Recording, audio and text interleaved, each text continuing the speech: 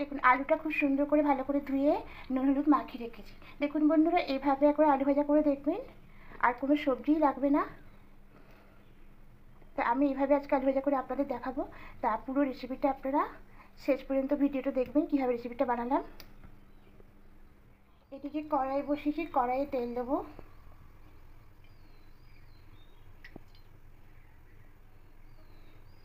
সাদা তেল সর্ষে তেল দুটোতেই করা যায়, আমি বেশিরভাগ সাদা তেলটা ইউজ করি।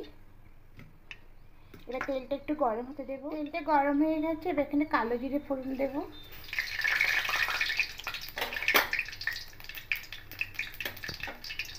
দিয়ে এখানে কেটে রাখা আলুগুলো এর মধ্যে দিয়ে দেবো। একটু কালো জিরেটা ফুটে আসুক।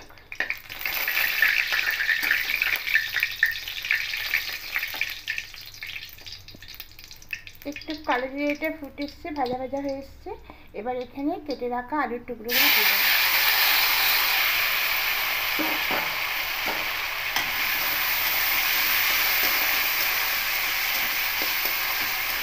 খুব ভালো করে তেলের সঙ্গে মিশিয়ে নেব। মিশিয়ে নিয়ে এবার একটা থালা এভাবে ঢাকা দিয়ে রেখে দেব। এবার ঢাকাটা খুলে নেব।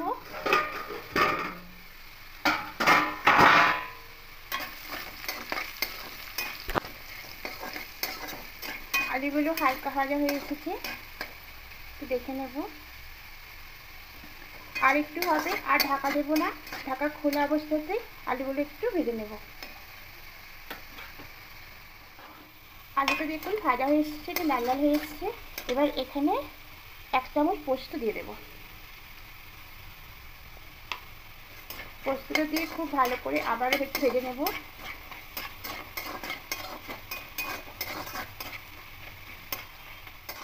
আলু ভাজাটা হয়ে গেছে, এবার এটা নামিয়ে নেব।